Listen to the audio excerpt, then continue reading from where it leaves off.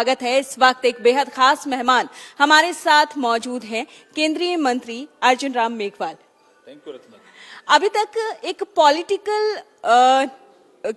जो करियर है वो इनका रहा है, वो शानदार रहा है। सब जानते हैं, एक नेता के तौर पर सब जानते हैं इनको। लेकिन आज हम इनसे बातचीत करेंगे कुछ खास नॉन पॉलिटिकल। सर तैयार हैं आप? ना, बिल्कुल करिए। ठीक है। आजकल चुनावों का दौर है, मंत्री भी हैं आप, बहुत ज्यादा भार तो है ही। कितने घंटे काम करने पड़ रहे हैं? देखिए, हम अमूमन 16 से 18 घंटे काम करते हैं और कभी कभी 19-20 घंटे भी हो जाते हैं। सुना भी है ना? सुना है। मौसम। तो जब आप जाहिर सी बात है, एक मंत्री का पद है, एक सांसद का पद, और एक राजनेता के तौर पर वक्त की कमी हमेशा होती है। लेकिन जब कभी थोड़ा सा फुर्सत अपने लिए मिलता है तो उस फुर्सत में आप क्या करना पसंद करते हैं? देखिए, मैं एक तो मेडिटेशन का थोड़ा मुझे मेरा अभ्यास है। दूसरा, मैं संगीत का विद्यार्थी भी रहा हूँ और संगीत मुझे प्रिय है। तो मुझे लगता है संगीत से थकान बहुत जल्दी उतरती है।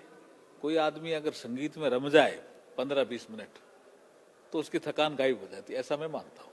आप संगीत के विद्यार्थी भी रहे हैं? हाँ, मैं संगीत का विद्यार्थी भी रहा हूँ और संगीत मेरा प्रिय सब्जेक्ट भी है। तो अगर हम आज के गानों की बात करें, और आप संगीत के क्योंकि विद्यार्थी रहे हैं, कहीं ज्यादा बेहतर समझते हैं, तो आपको क्या फर्क नजर आता है पुराने गाने और आज के गानों में? वैसे मैं भजन ज्यादा सुनता हूँ लेकिन गाने भी सुनता हूँ। देखिए, पुराने गानों में हम पुराने जमाने के लोग हैं, इसलिए कह सकते हैं कि शब्दों में भी जान थी और संगीत में भी जान था। अभी थोड़ा वेस्टर्नाइजेशन होने से जो क्लासिकल संगीत है वो थोड़ा हमसे दूर हो गया। वो आना चाहिए, वो भारतीय संगीत है ना, उसकी प्राथमिकता से वापस आने की जरूरत है। फिल्में देखते हैं सर आप? नहीं, मैं फिल्म नहीं देखता, मैं आमतौर पे नहीं देखता।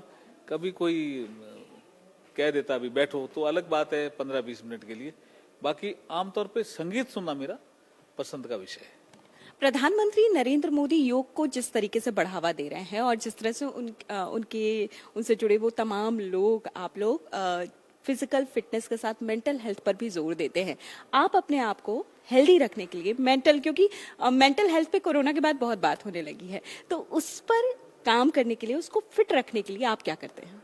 देखिए, हमारा ये सब्जेक्ट है, मैं इसको पढ़ाता भी हूँ। हमारी बॉडी के 4 पार्ट हैं। हमारी बॉडी, माइंड, इंटेलेक्ट और सोल।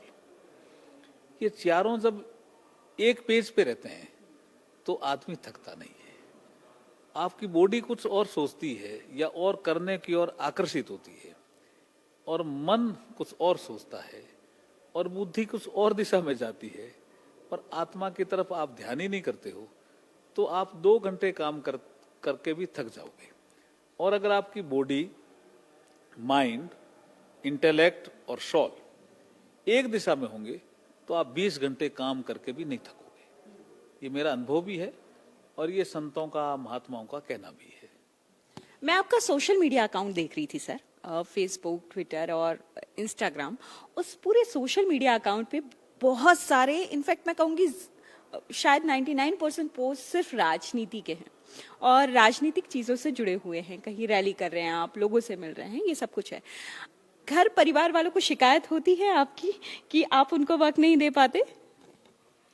देखिए, सार्वजनिक जीवन में मैं ये सोचता हूँ कि मेरे घर वाले भी समझदार हैं। जैसे मेरी पत्नी तो मेरे से भी ज्यादा समझदार है।